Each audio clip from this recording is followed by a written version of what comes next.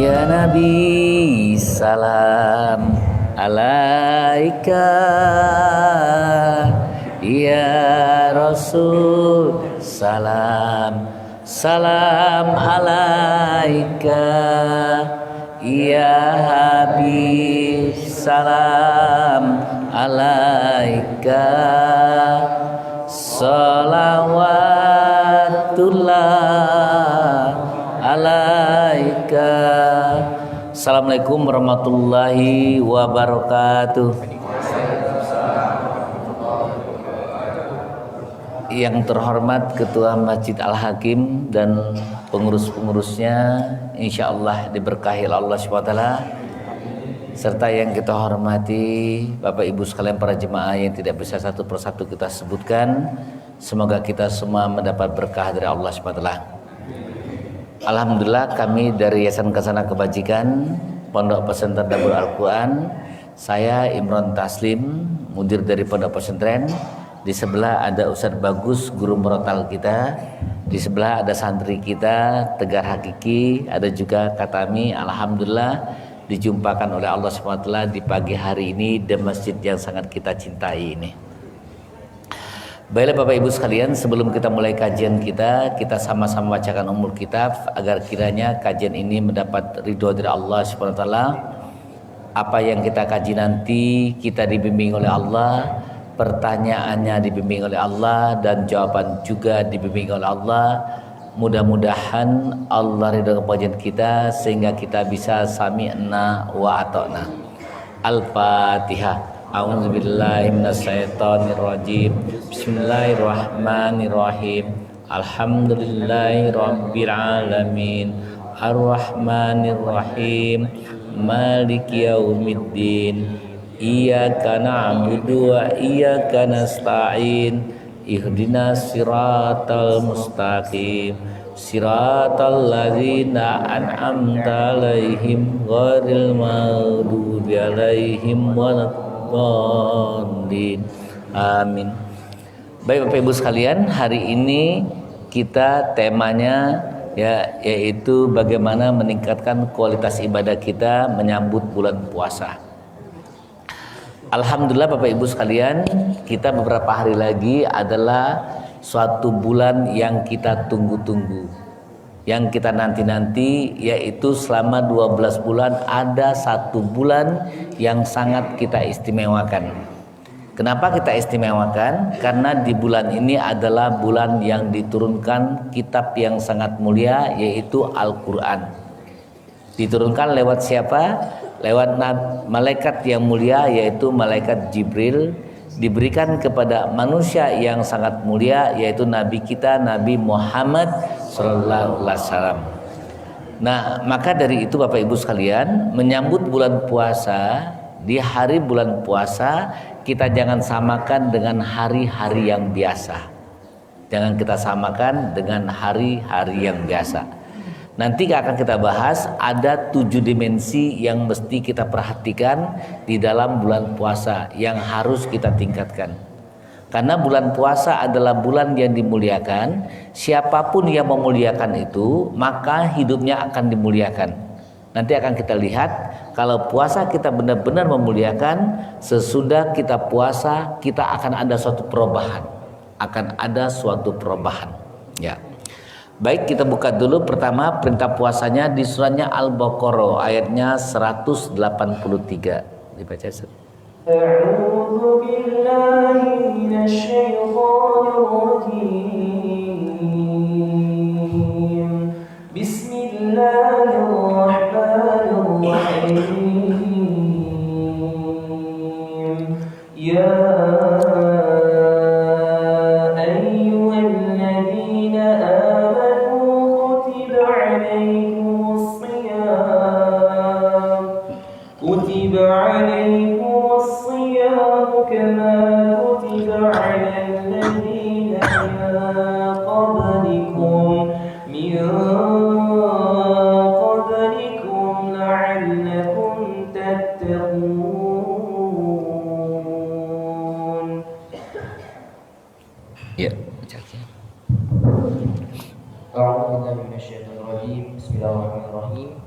Wahai orang-orang yang beriman, diwajibkan atas kamu berpuasa sebagaimana diwajibkan atas orang sebelum kamu, agar kamu bertakwa.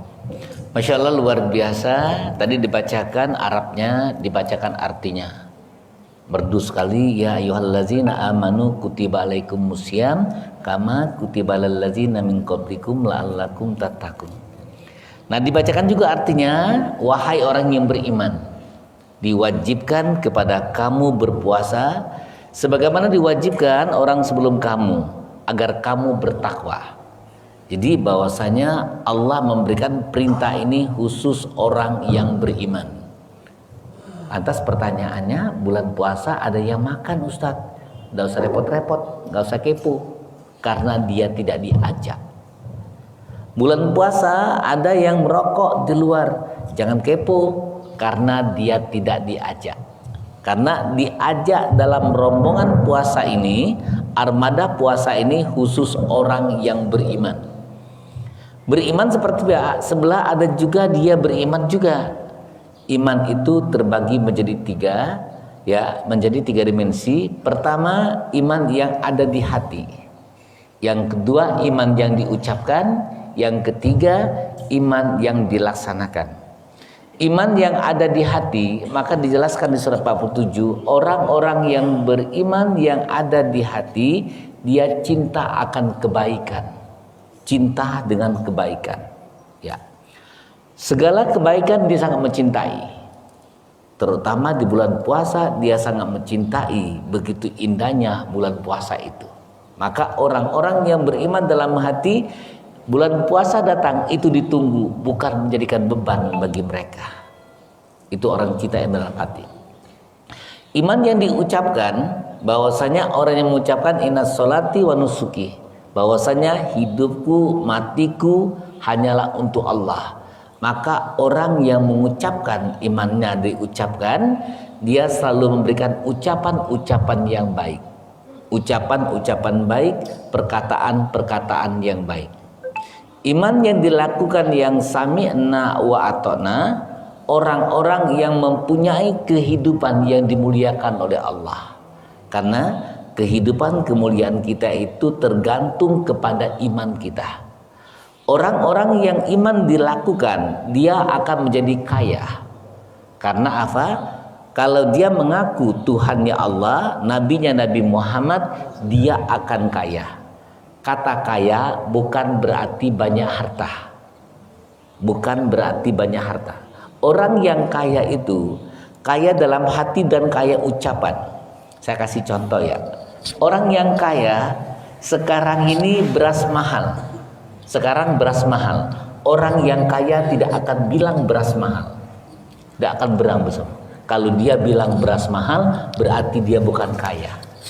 Orang yang kaya, begitu beras mahal, beras 20.000, alhamdulillah, semoga aku tetap bisa memberi beras dan aku tetap bisa bersedekah untuk beras. Itu orang yang kaya. Tapi orang yang miskin, dia mengekat dirinya. Mengekat dirinya. Insyaallah luar biasa.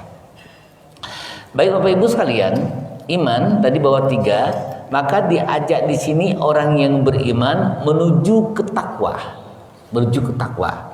Nanti kalau benar-benar kita puasa kita dengan baik ya, kita akan ada perubahan sesudah bulan puasa. Pasti ada perubahan. Pertanyaannya, saya bulan puasa kok tidak ada perubahan? Kita cek, ada yang salah. Ada yang salah. Karena Allah berjanji, walau ahnal al-qura amanu wattaqoh la fatahna alaihim barokah. Jika penduduk negeri itu beriman dan bertakwa, pasti kami akan memberikan keberkahan itu. Masya Allah, ini luar biasa ya. Di Al-Quran tidak salah, janji Allah tidak salah. Nah Bapak Ibu sekalian, di dalam bulan puasa ada 7 yang perlu kita bahas. 7 dimensi yang perlu kita bahas. Apa dimensinya? Pertama spiritual, yang kedua emosional, yang ketiga sosial, yang keempat pendidikan, yang kelima kesehatan, yang keenam finansial, yang ketujuh penampilan. Ini harus diperhatikan di dalam bulan puasa. Jangan sama dengan hari-hari biasa. Jangan sama dengan hari-hari biasa. Ini harus tertingkatkan kualitas ini. Dan itu harus istiqomah. Jangan pas puasa saja. Nanti tahun depan kita tingkatkan lagi. Maka ibadah kita itu naik. Pertama secara spiritual, Allah Subhanahu wa taala berfirman bahwasanya hidup kita itu cuma 3 tujuan Allah menciptakan. Pertama ibadah, yang kedua khalifah, yang ketiga berdakwah. Maka Allah jelaskan wa ma khalaqtul jinnati wal insan illa liya'budun. Tidaklah kuciptakan jin dan manusia melainkan agar mereka itu ibadah kepadaku. Nah, ibadah ini ada 5. Yang kami temukan ibadah ini ada 5. Pertama ibadah gerak. Yang kedua ibadah diam. Yang ketiga ibadah karunia Allah. Yang keempat ibadah jihad harta dan jiwa. Yang kelima ibadah investasi. Ini 5 yang kami temukan ibadah.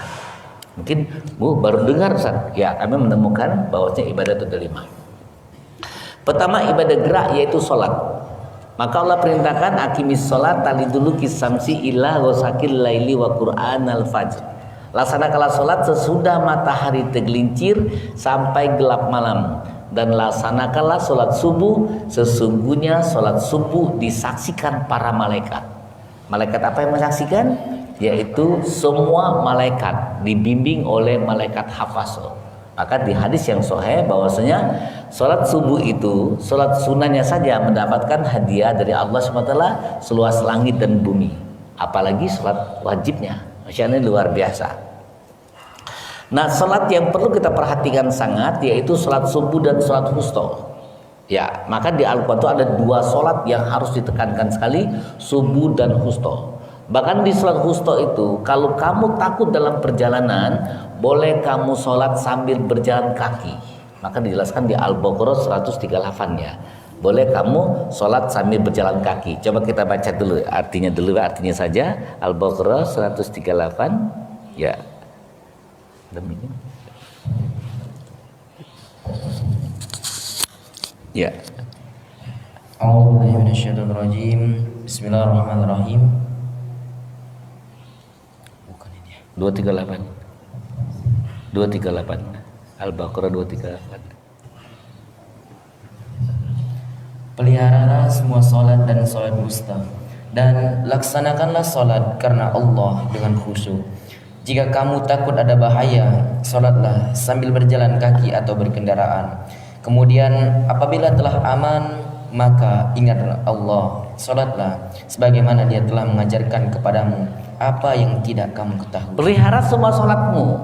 Dan ada sholat yang kamu khusus lagi, Allah katakan pelihara sholat wusta.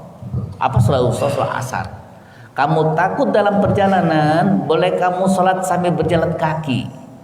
Berjalan kaki nanti tiba dosen dari kampus mau pulang ke rumah, azan di perjalanan.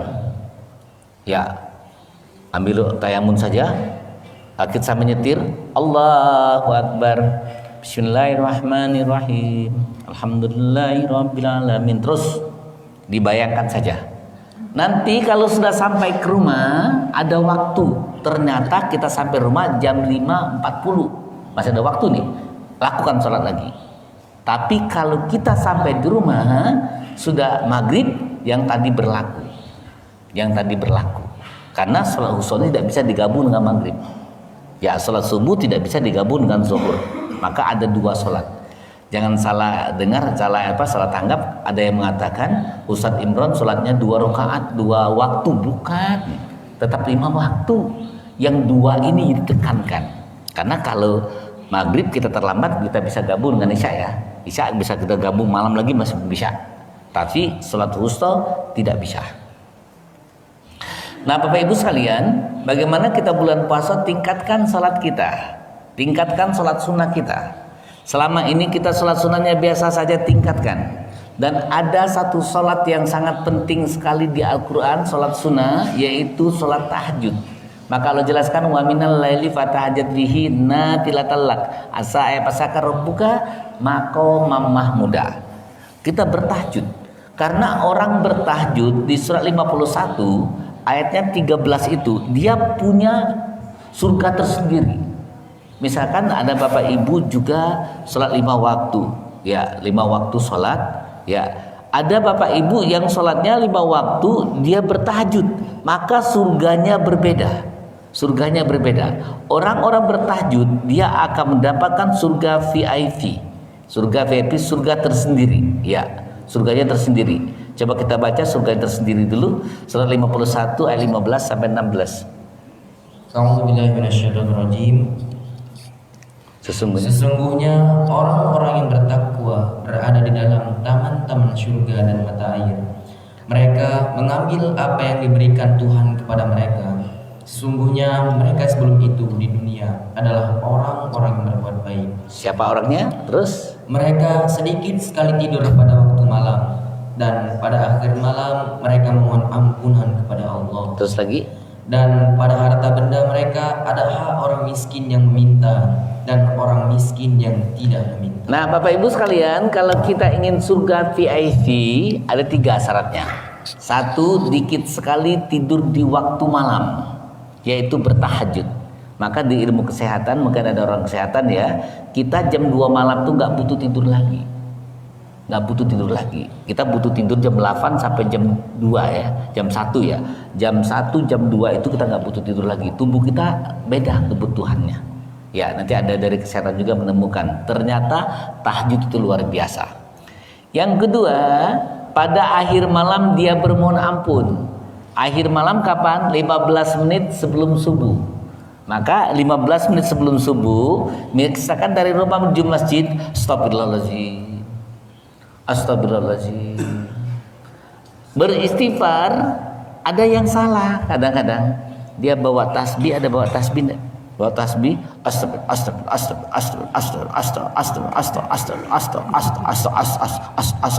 bukan begitu.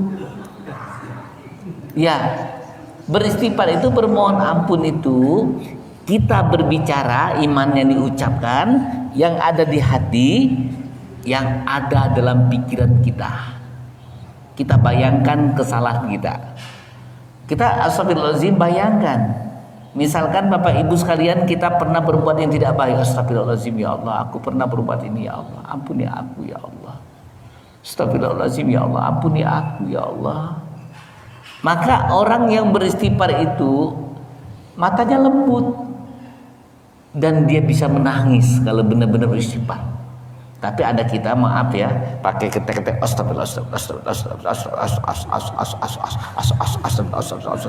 aku sudah 3000 kali. Itu kurang tepat. Itu hanya diucapkan. Ya, hanya diucapkan. Maka di hadis juga dijelaskan, kamu bermohon ampun itu salat tobat. Maka ada yang membuat bahwasanya 1 dosa 1 surat tobat. Ya, kita surat tobat, Allah ya Allah ampun dosa. Sudah kita baca, kita ruku, sudah kita subhanallah, berdoa kepada ya Allah ampun dosa aku pernah begini ya Allah. Ya, sujud katakan lagi ya Allah aku pernah begini ya Allah, ampuni aku. Itu namanya bermohon ampun.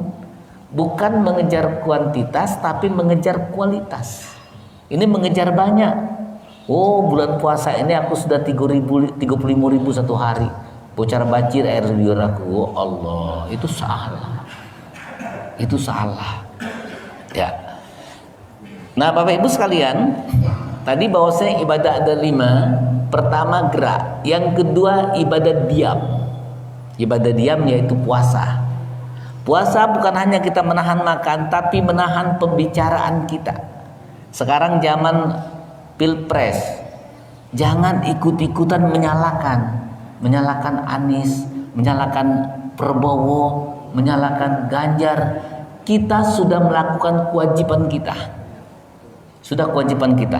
Kita tidak boleh memaksakan Anies harus menang. Kita tidak bisa memaksakan Prabowo harus menang. Kita tidak bisa memaksakan Ganjar harus menang. Itu ada petinggi-petinggi yang mengawasi. Ada petinggi-petinggi yang mengawasi. Kita apa artinya? Kita ada apa artinya?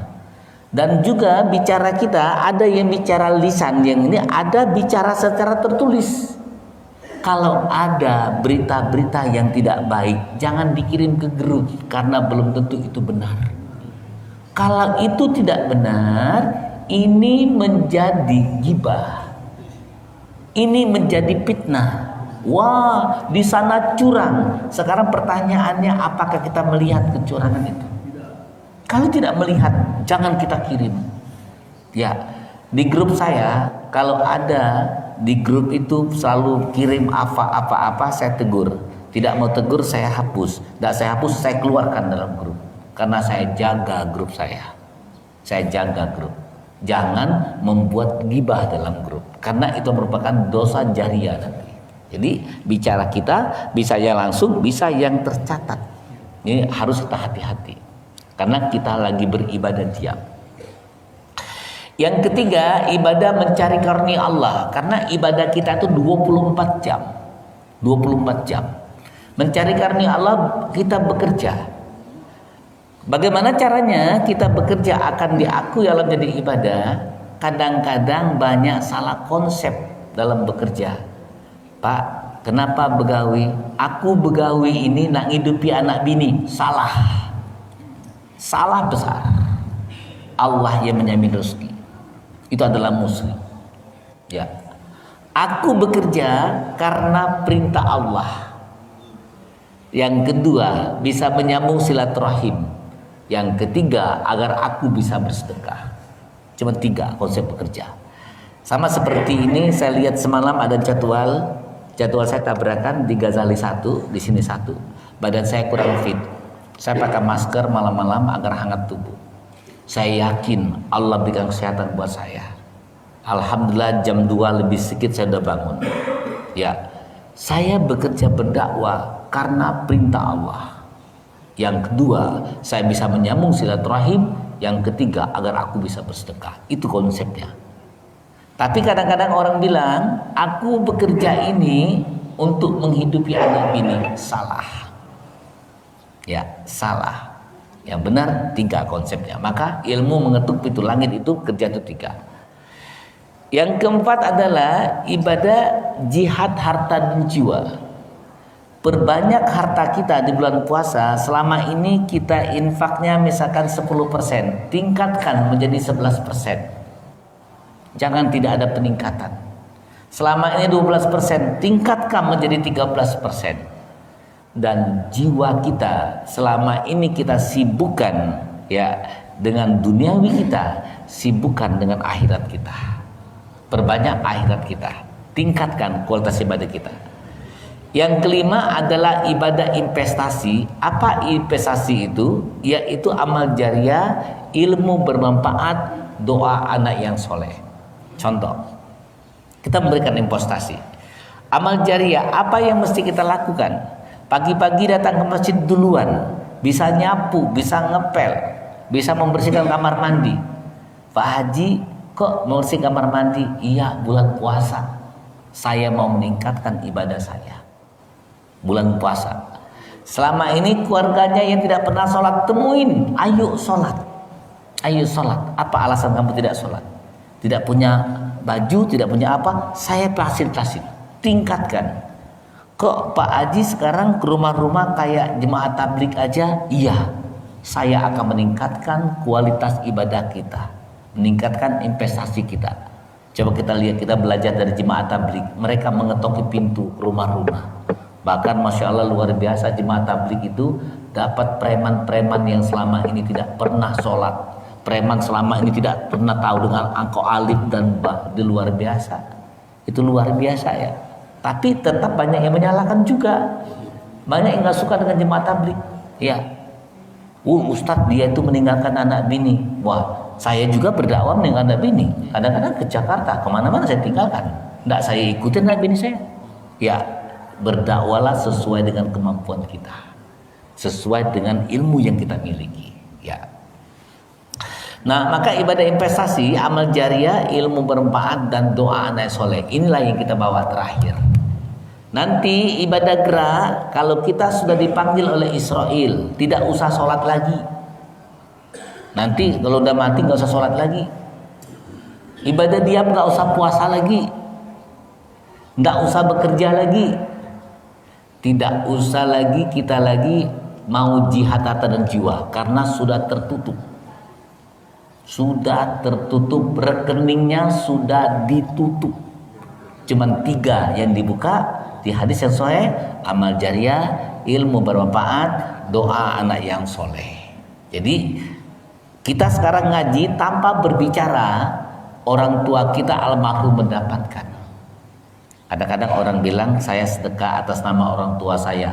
Tidak kita ucapkan pun akan tersampai sendiri. Ya diucapkan boleh tidak? Boleh saja karena kangen dengan orang tua. Oh tidak boleh diucapkan. Ya cuma sekedar kangen saja kok. Nggak jadi masalah.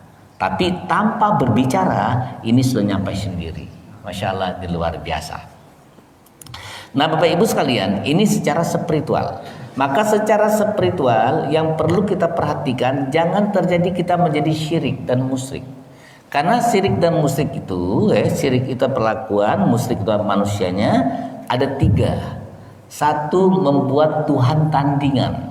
Ada jimat, ada dukun dan sebagainya. Yang kedua, menuhankan dirinya sendiri. Di 3949 dia menuhankan dirinya sendiri. Yang ketiga, tidak berzakat.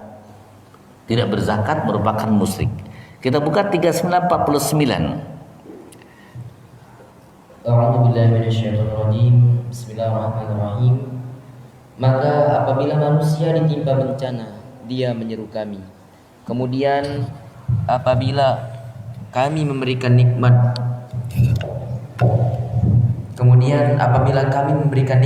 kami kepadanya, dia berkata, sesungguhnya aku diberi nikmat ini hanyalah karena kepintaranku. Sebenarnya itu adalah ujian, tetapi kebanyakan mereka tidak mengetahui. Nah bahwasanya pertama ada Tuhan tandingan, yang kedua menuhankan dirinya. Menuhankan dirinya, seperti apa menuhankan dirinya? Contoh Bapak Ibu sekalian, ada seorang bapak bilang, kalau aku tidak bekerja di rumah tidak makan. Kalau bukan karena aku tidak bisa apa-apa, berarti kita menuhankan dirinya. Itu musyrik lah. Ya, masjid ini kalau saya tidak bekerja keras tidak akan begini. Padahal Allah katakan kalau Allah memberikan rahmat tidak ada yang bisa menahan. Kalau Allah tahan rahmat itu tidak ada yang bisa membukakan. Benar orang kalau tidak karena aku, itu syirik loh, menuhankan dirinya. Itu kisah Firaun. Kita kisah Firaun itu bahaya. Ya.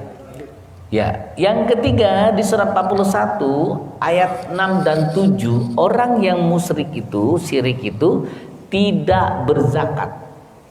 Kita baca. A'udzubillahi minasyaitonirrajim.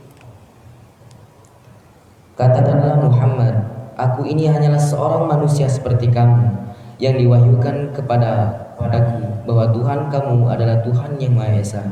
Karena itu tetaplah kamu beribadah kepadanya dan mohonlah ampunan kepadanya, dan celakalah bagi orang-orang yang menyekutukannya, yaitu orang-orang yang tidak menunaikan zakat dan mereka ingkar terhadap kehidupan akhirat. Siapa yang mempersekutukannya? Orang yang tidak menunaikan zakat dan ingkar terhadap dunia adalah akhirat.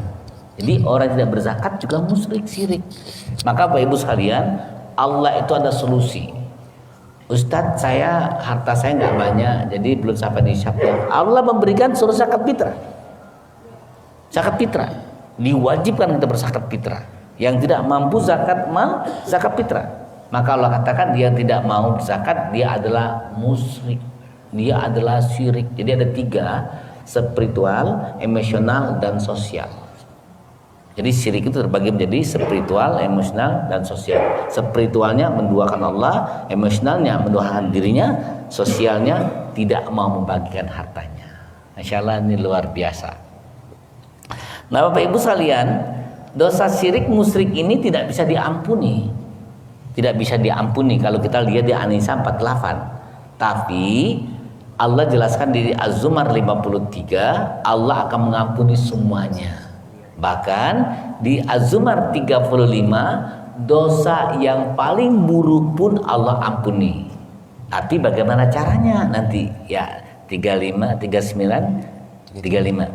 Dari 33. 35 dulu. A'udzubillahi minasyaitonirrajim. agar Allah menghapus perbuatan mereka yang paling buruk. Agar Allah menghapus perbuatan mereka yang paling buruk. Nah, bagaimana caranya? Ya, kita baca tiga-tiganya. Dan orang yang membawa kebenaran Muhammad dan orang yang membenarkannya, mereka itulah orang yang bertakwa. Mereka memperoleh apa yang mereka kehendaki di sisi Tuhannya. Demikianlah balasan bagi orang-orang. Nah, mereka yang membawa kebenaran Muhammad dan mereka membenarkannya dan mereka bertakwa, itulah balasan orang-orang yang berbuat kebaikan. Apa balasannya? Dosa yang paling buruk pun dihapuskan. Apa paling buruk dosa itu? 3. 1, syirik. Yang kedua, berzina. Yang ketiga, membunuh. 3. Ya, itu dihapuskan oleh Allah. Jadi kalau kita baca An-Nisa 48 itu tidak dihapuskan, tapi Allah jelaskan di Az-Zumar 53, Az-Zumar 33, 34, 35, dan juga Allah jelaskan juga di 1090 tidak diampuni dosa syirik itu kalau nyawa sudah ditenggorokan. Itu kisah Firaun di surat 10 ayat 90. Jangan sampai nyawa ditenggorokan kita baru mengucapkan Tuhan itu ada, maka tidak diampuni. Terus Bapak Ibu sekalian, tadi spiritual, yang kedua adalah emosional. Nah, bagaimana emosional kita? Kita yakini bahwasanya ada malaikat yang menjaga yang tidak pernah dilihat. Dan kita yakini ajaran Nabi kita yaitu Nabi Muhammad sallallahu alaihi wasallam. Dan malaikat itu ada sayapnya, ada yang bersayap 2 di surat Fatir ayat 1, ada yang bersayap 3, dan ada yang bersayap 4. Ya, dibaca. A'udzubillahi minasyaitonirrajim. Segala puji bagi Allah, pencipta langit dan bumi, yang menjadikan malaikat sebagai utusan-utusan untuk mengurus berbagai macam urusan, yang mempunyai sayap masing-masing ada yang 2, 3, dan 4. Allah menambahkan pada ciptaannya apa yang dihendaki. Nah, malaikat itu sayapnya ada sayap 2, ada sayap 3, ada sayap 4. Kok begitu sayapnya ya? Ya, di Al-Quran. Maka kemarin kami juga menjelaskan ini bahwasanya lambang sholat kita ada 2, ada 3, ada 4. Oh, sesat katanya dia. Loh, kok sesat? Ya, kok sesat? Allah menjelaskan ada malaikat bersayap 2, sayap 3, sayap 4. Sholat subuh kita 2, maghrib kita 3, isya kita 4. Kok bilang asar 4? Kok bilang sesat? Kalau saya bilang subuh 4 itu baru gitu. Ya, kadang-kadang kita mengkaji Al-Quran ini banyak yang benci. Kenapa benci? Karena dia ingkar dengan Al-Quran. Ya. Nah, Bapak Ibu sekalian, kita harus kenal secara emosional dan kita dijaga. Maka di surat 13 ayat 11 bahwasanya Allah itu menjaga kita, malaikat di depan, di belakang, di kiri dan kanan. Maka juga dijelaskan tidak ada perkataan, tidak ada ucapan, melainkan semua ada catatan. Ada catatan.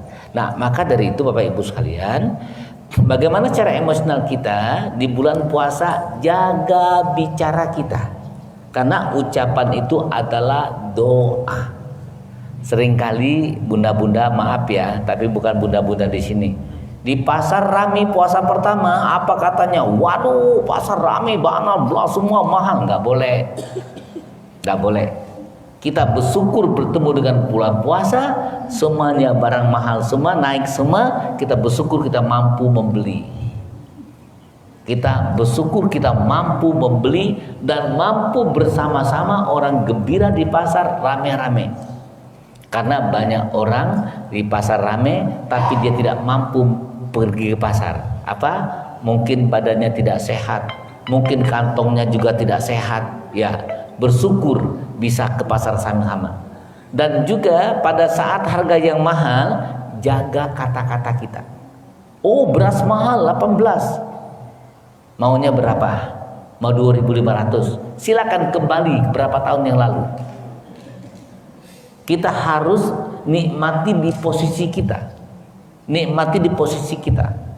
Contoh, ada bapak-bapak misalkan ibu-ibu di bandara. Di bandara ternyata kopi itu 30.000, aqua 15.000. Apa katanya? Wow, mahal. Kalau mau murah terminal. Nikmati posisi kita. Posisi kita di bandara, nikmatin. Alhamdulillah, saya bisa beli kopi 30.000. Alhamdulillah, saya bisa beli aqua 15.000 di bandara. Berarti kelas saya di kelas bandara. Nikmati posisi kita. Maka secara emosional jaga bicara kita.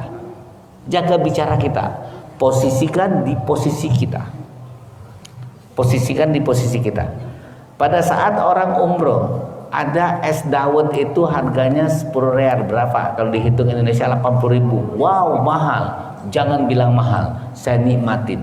Karena posisi saya lagi diberangkatkan, difasilitasi oleh Allah. Ya, maka jaga emosional kita. Jaga bicara kita. Jaga bicara kita. Semuanya adalah indah. Ya, semuanya adalah indah. Terus adalah yang ketiga, dimensi ketiga adalah sosial.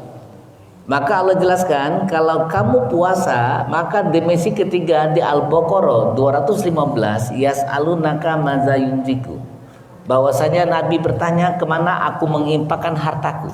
Ada 5 yang perlu kita perhatikan pada saat kita meningkatkan keimanan kita. Pada saat kita menghilangkan bencana kita, ada 5 yang perlu kita perhatikan. Al-Baqarah 215. A'udzubillahi minasyaitonirrajim. Mereka bertanya kepada Muhammad tentang apa yang harus mereka infakkan. Katakanlah, harta apa saja yang kamu infakkan hendaknya diperuntukkan bagi kedua orang tua, kerabat, anak yatim, orang miskin, dan orang yang dalam perjalanan. Masya Allah, luar biasa. Ada 5 yang perlu kita perhatikan. Pertama, orang tua. Sebelum puasa, siapkan untuk orang tua. Siapkan untuk orang tua. Dan orang tua, anaknya yang lupa, tagih. Tagih. Kok tagih? Ya boleh. Kalau memang sayang kepada anaknya, berikan haknya. Karena apa? Pin untuk mendapat ridho Allah itu ada 6. 1, wa qadar rabbuka, jangan berkata a. Yang kedua, jangan bentak. Yang ketiga, ucapan yang baik. Yang keempat, rendahkan dirimu. Yang kelima, doakan. Yang keenam, infakkan. Infaki orang tua. Ibaratnya pinnya 6. Sekarang Bapak Ibu sekalian punya ATM. Pinnya 6, tekan 5, keluar dah duitnya. 2 bulan di ATM itu tidak betul-betul duitnya. Ya. Tapi kalau pinnya cukup, minta. Maka anak kambiar. Pintain. Ustadz, saya malu sama anak. Berarti malu anak sukses. Malu anak sukses. Saya tidak enak pendapat anak kecil. Justru dia kecil akan besar kalau dia berbakti kepada ibu bapaknya. Ustadz, saya tidak tega. Kalau tidak tega, hari ini dikasih 500.000, besok kasih dia 5 juta. Kalau memang tidak tega, buktikan. Hari ini dia kasih, mana? 500.000 dikasih, besok kasih 5 juta. Kalau memang tidak tega, jangan hanya di bibir saja. Orang tua punya kewajiban mengingatkan anaknya. Anak, karena infak itu adalah kepada orang yang kita butuhkan. Ya, bukan kepada orang yang membutuhkan. Saya tanya sekarang Pak Haji, mungkin tidak perlu uang dari anaknya. Tak perlu ada uang. Pak dosen ada uang, tapi anaknya butuh berinfak untuk mendapatkan ridho Allah. Karena dia butuh mana. Boleh. Sekarang saya tanya, anaknya tidak sholat, berat tegur apa tidak? Boleh tidak tegurnya? Boleh. Tidak infak, tegur. Oh, selama ini saya takut, saya malu, saya gengsi. Berarti gengsi anaknya sukses. Nah, ini harus kita garis bawain ya. Orang tua, maka terjadi kita kalau mau lebaran ngantar ke orang tua, kadang yang diantarkan ini salah. Apa yang diantarkan? Gulo, marjan. Orang lah sudah tua, njuk marjan, njuk gulo, tamarengko dia betes. Ya, kalau mau kasih gulo aren. Ya, Kalau mau marjan, kasih yang tropikana. Jangan asal kasih. Itu menyiksa orang tua. Bukan nak nyenang ke wong tua, nyiksa wong tua. Jadi makanya ya tapakarun, orang yang berpikir. Ya, berpikir. Siapa lagi tadi? Kerabat. Kerabat kita mau kaya, mau miskin, kirim. Maka bulan puasa tingkatkan, kirimkan, berikan, tingkatkan, kirimkan. Ustadz, kerabat saya kaya, saya tak peduli mau kaya karena aku butuh bersedekah dengan engkau. Walaupun marjan tropikana cuma sebotol, kirim dengan dia. Yang ketiga, anak yatim. Yang keempat, orang miskin. Ya, kenapa anak yatim? Agar kita tidak banyak masalah hidup.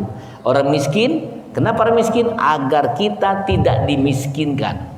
Siapapun yang benci dengan orang miskin, Allah miskinkan dia.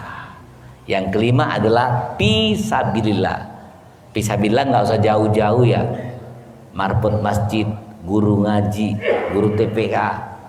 Ini kadang-kadang orang dengan marbot dianggap malaikat. Bot, maaf bot, saya terlambat tadi saat sholat tarawihnya, makan durian, kebanyakan kiriman dari dusun. Nah, ciumlah bot. Tunjuknya mampunya memang bot. Teboyak bot nah. Kata teboyak bot. Oh Allah, enggak boleh. Ya, alhamdulillah Ustadz, saya sholat di masjid apa namanya? Al-Hakim, masjidnya bagus, rapi, bersih, gemilang, airnya bersih, rapi, hidup terus lampunya. Saya sholat subuh, sholat duha, sholat zuhur, asar, maghrib, isya, tarawih, tahajud. Saya sholat masjid terus, bersih luar biasa. Tapi alhamdulillah Ustadz dengan marbotnya 5.000 dah tenjuk. 5.000 dah tenjuk marbotnya. 5.000 dah tenjuk marbotnya. Ya Allah, keren banget ya. Ya, sholat di sini rapi, disirami WC setiap hari. Tapi alhamdulillah marbotnya ku anggap malaikat. Kapan ada bambu toboya unjuk mampu baik. Bot, kami kemarin masak pindang iga bot, pakai lengkuasnya banyak, daun salamnya banyak, harunan. Aduh tak mampu jalan masjid, aduh teman-teman. Allah. Aduh katanya astagfirullahaladzim. Padahal fisabilillah yang utama yaitu marbot masjid kita. Kakek dulu nak besok mansur mana-mana. Ini yang diperhatikan. Jangan sampai dia kelaparan, jangan sampai dia terhina. Ada ayat tersendiri kok dijelaskan. Ada tersendiri ayatnya dijelaskan khusus ayatnya. Masya Allah, Al-Baqarah 272 itu khusus. Tapi alhamdulillah Ustadz ya, saya udah 3-4 tahun di masjid itu istiqomah. Setiap subuh ada kajian, kami dibersihkan oleh marbot, rapi sudah itu. Tapi alhamdulillah 5.000 pun belum tunjuk. Jangan ke nomor rekeningnya aku, jangan ke nomor rekeningnya. Oh Allah gitu ya, jangan tersinggung ya belum ya, insyaallah. Ya kan kita mengingatkan gitu kan, tanpa kita sadari kadang-kadang kita terlupakan deh. Ya terlupakan, padahal nggak usah banyak-banyak. Ada 5 miliar yang marbot. Dak kate 50 juta. Iya. Dak kate 5 juta, dak kate 500.000, 50.000, dak kate 5.000. Jangan dak beli ke Gula Palu sih kok. Tanda bahwasanya kita tuh punya perhatian. Masya Allah, luar biasa. Nah, Bapak Ibu sekalian, itu sosial. Yang ketiga, yang keempat adalah pendidikan. Nah, pendidikan biasanya orang mohon maaf ya. Mohon maaf, justru bulan puasa pengajian libur, sibuk membaca Al-Quran, nak hatamkan Al-Quran. Padahal kita itu punya kewajiban, kamu yang belajar dan kamu yang mengajarkan. Coba buka surat 379. Surat 3 ayat 79. A'udzu billahi minasyaitonir rajim. Tidak mungkin bagi seseorang yang telah diberi kitab oleh Allah serta hikmah dan kenabian, kemudian dia berkata kepada manusia, jadilah kamu penyembahku, bukan penyembah Allah. Tetapi dia berkata, jadilah kamu pengabdi Allah, karena kamu mengajarkan kitab dan karena kamu mempelajarinya. Bahwasanya jadilah kamu pengabdi Allah, kamu belajar Alkitab dan kamu yang mempelajarinya. Ya, kamu yang mempelajarinya. Tapi kita mohon maaf sekali Bapak Ibu sekalian, ingin membaca Al-Quran itu cepat-cepat. Maka di surat 75 ya, Allah katakan bahwasanya janganlah kamu cepat-cepat ingin menguasai Al-Quran itu. Sesungguhnya kami yang menempelkan. Allah saja tak nyuruh kita cepat-cepat baca Al-Quran. Ini dah tadarusnya. Di situ sembucu sikok, di situ sikok, di situ sikok. Mana Ibu Halimah di pucuk, Ibu Robiah di sana, Ibu Latifah belakang mimbar. Begitu bici eha pucuk pohon. Ya Allah. Bici eha pucuk pohon. Ya Allah. Ini ajaran dari mana? Iya, ajaran dari mana? Ngapo? Kami nak cepat-cepat sudah ke bawa. Nah, aku lah sejus. Wong sebelah lah 2 jus. Jangan kalah kita. Oh Allah, mecot itu. Mecot itu. Kita buka dalilnya. Suratnya 75 ayat 16. A'udzubillahi minasyaitonirrajim. Jangan engkau Muhammad gerakkan lidahmu untuk membaca Al-Quran karena hendak cepat-cepat menguasainya. Terus lagi. Sungguhnya kami yang akan mengumpulkannya di dadamu dan membacakannya. Allah saja nggak suruh. Ya, Allah saja nggak suruh. Boleh kita baca banyak gitu ya. Boleh kita banyak baca harta. Karena Al-Quran itu ada 6 kategori. Pertama, miliki dulu Al-Quran di surah Al-Qamar. Apakah kamu telah miliki kitab Al-Quran? Yang kedua, baca Arab. Maka yang ketiga, baca arti 4458, baca dalam bahasamu. Yang keempat, pahami. Yang kelima, sami'na wa atona. Yang keenam, sampaikan. Yang ketujuh, jihad di dalam Allah dengan Al-Quran. Ada kategorinya. Dan ada teknik-teknik mengimani Al-Quran. Al-Quran itu jangan disairkan saja. Maka di surat Yasin, surat 36 ayat 69, Al-Quran itu jangan kamu sairkan, tetapi Al-Quran itu jadikan pelajaran. Ini kita nyairkan saja. Ya. 1 huruf benar dapat 10 kebaikan, tapi jangan disairkan. A'udzubillahi minasyaitonirrajim. Dan kami tidak mengajarkan syair kepadanya Muhammad, dan bersyair itu tidak pantas baginya. Al-Quran itu tidak lain hanyalah pelajaran dan kitab yang jelas. Nah, kami tidak mengajarkan syair kepadamu Muhammad. Al-Quran itu tidak pantas disairkan. Al-Quran itu adalah pelajaran yang jelas bagi orang yang hidup. Orang yang mati tidak butuh Al-Quran lagi. Tidak butuh Al-Quran lagi. Orang yang mati nggak butuh Al-Quran lagi. Orang yang mati tertutup Al-Quran untuk dia. Sudah selesai. Yang Al-Quran itu hanya untuk orang yang hidup. Ustadz, kami ngirim Yasin dengan almarhum. Tidak ada dalil. Yang ada, kita orang meninggal, anaknya baca Yasin di rumah, ngajak wong, yang ada amal jariah. Yang dia ngajak wong tadi, ilmu bermanfaat dan doa sedekah anak tadi. Sedekah anak yang ada dalil itu mendoakan orang yang meninggal itu. Semoga Allah ampuni dosanya, Allah lapang kuburannya gitu. Karena belum ketemu kita dalilnya. Al-Quran itu untuk orang yang hidup. Boleh tak kita baca Yasin mau meninggal di rumah? Ya boleh baca Al-Quran. Nak Yasin, nak Al-Rahman, nak Walqi'ah, nak Tabarok boleh. Tetap dapat pahala. Tetap dapat pahala. Ya. Nah, contoh disairkan, saya kasih contoh. Al-Quran pelajaran, ini pelajaran. Pelajaran cara membuat pempek. Cara membuat pempek. Ikan 1 kilo, sagu 1 kilo, garam 1 kilo. Kebanyakan ya. Masinan ya. Garam secukupnya ya. Garam secukupnya. Sasa secukupnya, air secukupnya, digulung-gulung, diuntel-untel, lalu direbus. Sudah direbus, diletakkan dalam saringan, sudah dingin dimakan. Sebutkan 3000 kali. Cara membuat pempek: ikan 1 kilo, sagu 1 kilo, garam secukupnya, air secukupnya, direbus, diuntel-untel, sudah masak diletakkan di saringan, kalau sudah dingin dimakan. 3000 kali sebutkan. Jadi tidak pempeknya? Tidak jadi. Cuma nyebut baik. Biar jadi, ambil ikan, ambil sagu, ya, diuntel-untel, direbus, dingin, dimakan. Nah, pun Al-Quran biar jadi baca, kata wong sekayu tu, name kendak dieka gawikan. Ah, itu kata wong sekayu. Ya, ada wong sekayu dari sini. Ah, kata Al-Quran sedekah, sedekah, mari.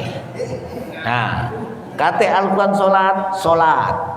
Kata Al-Quran perasan usta di jalan, bersolat berjalan, solat. Kata Al-Quran puase. Katanya tahajud. Dem, itu yang masuk Al-Quran tadi. Ya, Kak dia katanya. Ini dah kata Allah suruh tahajud. Wa minal laili fatahajjad bihi nafilatan lak asaya pasaka rabbuka maqamam mahmuda. 3000 kali sebutkan, tapi tidak pernah tahajud. Apa kata Allah? Ngamudi. Mudi katanya. Nah, maka orang seperti ini dibenci oleh Allah. 61 ayat 2. Allah benci kepada orang yang mengatakan tapi tidak berbuat. Ya, 61 ayat 2. A'udzubillahi minasyaitonirrajim. Wahai orang-orang yang beriman, mengapa kamu mengatakan sesuatu yang tidak kamu kerjakan? Itu sangatlah dibenci di sisi Allah jika kamu mengatakan apa-apa yang tidak kamu kerjakan. Nah, Allah katakan, wahai orang beriman, mengapa kamu mengatakan sesuatu yang tidak kamu perbuat? Amat benci di sisi Allah kamu mengatakan sesuatu yang tidak diperbuat. Nah, maka Bapak Ibu sekalian, kalau bisa pas yang imam tarawih itu kan ada sholat isya nih, ada 2 baca ayat tadi. Dia membaca ayat akimi sholat atau wa'budullah, suruh dia ceramahkan ayat itu. Ini dah kadang baca wa'budullah wa tusyriku bisa, ceramahnya ngantar kemana? Ke Hongkong. Iya. Karena apa? Dia tidak menguasai apa yang dibacakan tadi. Tidak menguasai. Karena ada juga santri kita, ya, tadi ada imam bagus yang ngajinya. Dia bacakan wa'budullah wa tusyriku bisa sampai 3 ayat sampai dari An-Nisa 36 sampai 38 bagus dan. Tapi pas kultumnya beletak-beletot katanya. Mano tadi. Kami itu berharap dia menjelaskan ayat tadi katanya. Karena apa? Dia tidak ngerti apa yang diucapkan tadi. Maka imamnya harus tahu apa yang dibicarakan tadi. Seharusnya imamnya tarawih itu sholat isya tadi ya deh. Nah, dia jelaskan ayat tadi apa. Oh, ini ya maksud ayat tadi. Bagus suaranya, bagus juga artinya, bagus maknanya. Kami dapat ayatnya. Dapat sih kawan, baca catat imam tadi. Ya, berguyur.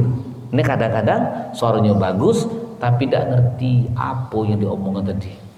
Ya, karena apa? Hanya menyairkan lagu itu. Jadi kalau bisa, apa yang kita ucapkan, kita sampaikan dan kita lakukan. Itu maksud Al-Quran tadi. Bukan tidak boleh, boleh. Suara bagus boleh. Ya, karena ada orang yang suaranya bagus, ada yang kurang bagus. Yang untuk imam itu bagus yang bagus, tapi alangkah bagusnya yang imam tadi diperhatikan apa yang diimamkan. Nah, terus Bapak Ibu sekalian, tadi secara spiritual, emosional, sosial, pendidikan. Pendidikan, usahakan bagaimana caranya diperbanyak bulan puasa. Jika perlu Bapak Ibu sekalian, adakan pesantren kilat. Kami ada program ya pesantren kilat, namanya Magic Al-Quran sama The Best of Power Iman. Bagaimana kita mengimplikasikan iman itu? Ya, alhamdulillah saya penulisnya buku Magic Al-Quran dan buku The Best of Power Iman. Ya, seperti apa iman kita itu, apa yang ditakuti orang beriman. Di situ kita bisa menyakar, oh ternyata iman saya perlu saya perbaiki, perlu kita perbaiki. Karena iman itu ada pasangannya. Tanpa pasangan tidak akan ada hasil. Contoh, Bapak Ibu sekalian dulu belum punya pasangan, tidak bisa punya anak. Setelah punya pasangan ada anak. Maka iman itu ada pasangannya. Pertama pasangannya ilmu, yang kedua pasangannya kebaikan, yang ketiganya amal soleh, yang keempat pasangannya jihad, yang kelima pasangannya tawakal, yang keenam pasangannya iman dan takwa. Jadi ada pasangannya iman itu. Iman dan ilmu maka akan tinggi derajatnya. Iman dan kebaikan akan memuliakan. Tapi kalau orang yang beriman tanpa ilmu dia berbuat kebaikan, dia adalah sejahat-jahat makhluk. Maka dijelaskan orang yang berilmu beriman, dia berbuat kebaikan, dia adalah sebaik-baik makhluk. Namun sebaliknya, kalau dia berbuat kebaikan tanpa ilmu, dia akan sejahat makhluk. Apa katanya? Dulu aku bantu dia, sekarang terima kasih lagi tidak. Itu orang jahat. Dulu kalau bukan karena aku enggak bisa apa-apa, itu jahat itu. Ya. Nah, maka perlu dibahas tentang iman itu. Perlu dibahas. Kalau kita kemarin ada pelatihannya di Grand Atasa Hotel, kemarin itu ada juga di kita di Hotel 101. Ya, tanggal 9 kami ada di Jakarta gitu ya. Pelatihannya Jakarta. Nanti ada juga tanggal 30 kami di Hotel Arya Duta. Di Hotel Arya Duta. Ustadz, kenapa di hotel ada 4 perkara? Satu, fasilitasnya. Kita baca dulu, udah telengkup, kaki telengkup gitu. Yang kedua, tempatnya nyaman. Yang ketiga, makan minumnya dijamin di situ. Yang keempat, kaki terganggu. Kaki terganggu, maka kita adakan di hotel. Kalau di hotel bayar enggak Ustadz? Bayar. Berapa bayarannya? Kalau seminar biasa itu 800.000. Kalau kita pengajian cuma 250.000. Kalau di Azza kemarin cuma 150 untuk bayar hotel. Oh, aku enggak galak kalau bayar Ustadz, cari yang gratis di masjid, atau minta bayar sama uang, atau minta bayar sama aku boleh juga. Ustadz aku tak melo, kata duit aku bayar. Nah, gampang lah itu. Ya, gampang lah itu. Karena benar-benar dapat satu buku selesai. Satu buku selesai. Ya. Kalau kita di sini cuma berapa nih? Ini kan ibarat kalau sekarang ini kita nih cak makan gado-gado, comet dikit, comet dikit, comet dikit ya. Kalau di situ memang kita satu fokus. Oh. Nah, kita baru gitu. Nah, bahkan bisa nyampaikan karena dipandu dalam menyampaikan. Dipandu gitu, insyaallah. Terus apa ibu sekalian, pendidikan apalagi finansial. Kita disuruh mencari bulan puasa, usahakan agak rem dikit finansial kita. Ini ada cerita orang kaya di Jakarta. Dia orang kaya. 11 bulan dia bekerja, sebulan dia tidak bekerja. Dia khusus ke masjid mencari ilmu, dia ibadah. Apa pekerjaannya? Tukang becak. Ada di YouTube, tukang becak. Orang kaya dia. Dimaksud kaya itu bukan banyak harta. Dimaksud kaya itu dia dekat kepada Allah. Nah, orang kaya ini 11 bulan dia ngelebir becak. Tapi dia nabung khusus bulan puasa, dia tidak mau bekerja. Dia ibadah. Masya Allah, luar biasa. Nah, maka dari itu Bapak Ibu sekalian, finansial kita butuhkan. Tapi di bulan puasa jangan sibuk jam 2 malam lah sibuk ke pasar, nak buat gunjing, nak buat apa-apa, terkeringat dingin sampai siang lagi berbuka. Allahu Akbar, berbuka dikit, sibuk pula berbuka. Kapan kita nak mulia? Muliakan bulan puasa. Ibu tidak jualan idah. Ngapa bulan puasa? Iya, aku nak jual aku dewe. Ya, bulan puasa. Ibu biasa muka leseran, tidak boleh masuk. Stop. Bu, buat itu jualan lauk pauk be. Jangan tidak jualan siko be. Biasanya 13 macam, jual semacam be. Ngapa semacam? Puasa. Senangkan diri kita di bulan puasa. Jangan sibukkan di bulan puasa. Ingat, Allah akan bayar. Allah akan bayar. Muliakan bulan puasa itu karena bulan yang sangat mulia. Yang ketujuh adalah penampilan. Maka di surat 7:31 disuruh pakaian yang bagus-bagus. Bulan puasa kalau lagi mau ke masjid pakai jubah, pakai jas, pakai wangi-wangi, cak begayanya bulan puasa. Peci baru ya, Senin lain, cak baru bulan puasa. Ya, keluar rumah sedikit pakai sewet, pakai apa, pakai parfum, cak wanginan parfum kamu nih, cak wangi yang beleri dan beresi, cak biasanya bulan puasa. Dimuliakan bulan itu. Ini dah biasa baik. Jangan. Bulan dimuliakan, muliakan segalanya.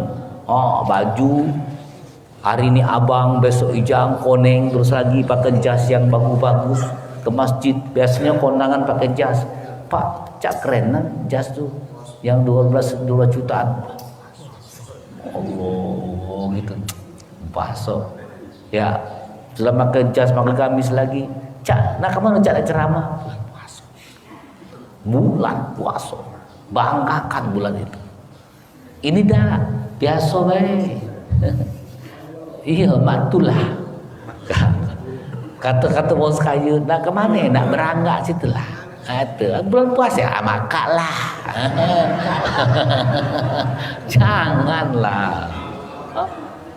Bulan puasa itu diistimewakan.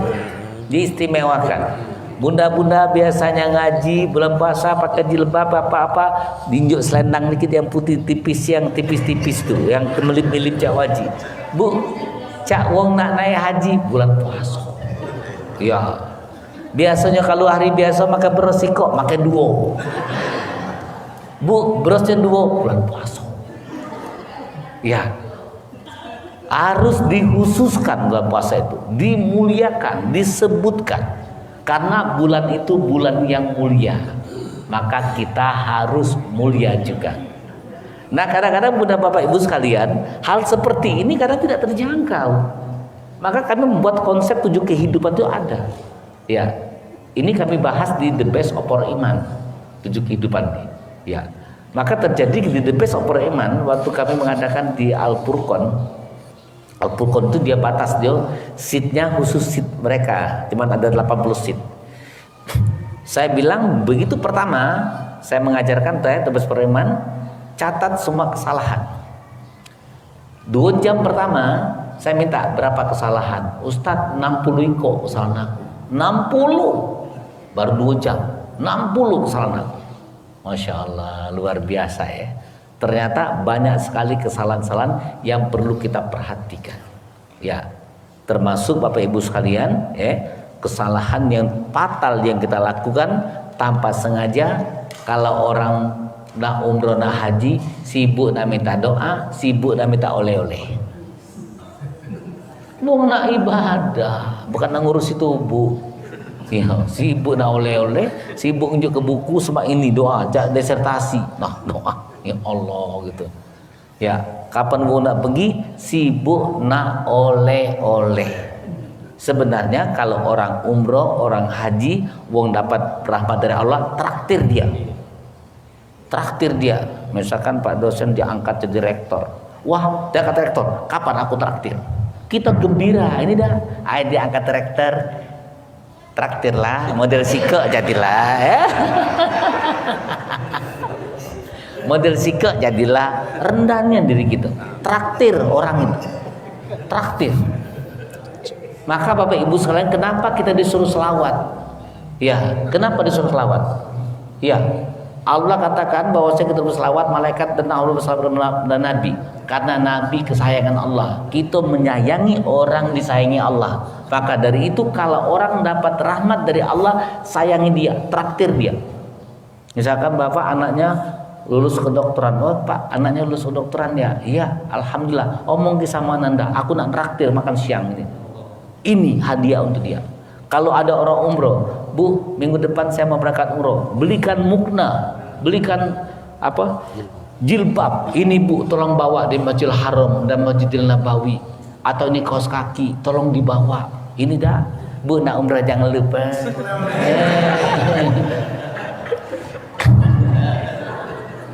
Itulah kalau tidak punya ilmu tadi kan. Aku tak dari kau nih ya. Mongen. Kermo 7. Kermo Nabi 7. Kermo ini 7. Kapan dihitung 40 kurmo? 7 ke 7. Berapa kurmo? Coba saya tanya. Bapak misalkan mau haji, yang sebelah ini minta doa sebuku tebal, lah minta oleh-oleh. Iya Bapak sebelah tadi, ini Pak Haji tolong bawakan sal, ini tofi, tolong bawa ke ini jubah, tolong bawakan ke Masjidil Haram, tolong nanti kamu sholat bawakan. Yang mana Bapak teringat? Yang se-Indonesia Raya tadi, apa yang nunjuk oleh-oleh tadi? Yang nunjuk oleh-oleh tadi. Tidak usah tanpa berbicara, dia doakan kita. Allah, ini dah berbusa-busa mulut akan besar. Siapa yang dengarkannya? Karena apa? Tanpa ilmu tadi. Dia berselawat pada Nabi, tapi nggak ngerti makna dari selawat itu. Kenapa berselawat itu? Karena Nabi kekasih Allah, kita disuruh berselawat kepada Nabi. Jadi orang yang dapat kebaikan traktir dia. Contoh maaf ya, ada jemaah kita, dia beli mobil Mercy bagus. Saya lihat, wah bagus banget Bun. Ya, saya masuk. Masya Allah luar biasa berkah, semoga berkah bla bla. Saya beli parfum mobil yang bagus sama kan ibu. Saya bilang ini Bun, taruh di mobil ini. Nanti kalau joknya ini rusak, tolong aku yang ganti. Masya Allah luar berdoa, Masya Allah 2 bulan dari itu saya dapat juga mobil.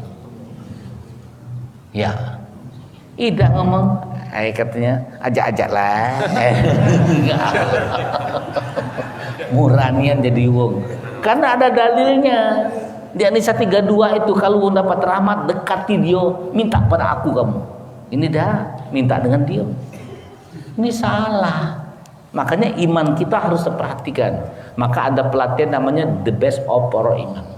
Ya, yang the best para iman 1, sekarang para iman 2. Nanti di ada the best of para iman 3. Oh ternyata banyak yang mesti aku rubah dalam kehidupan.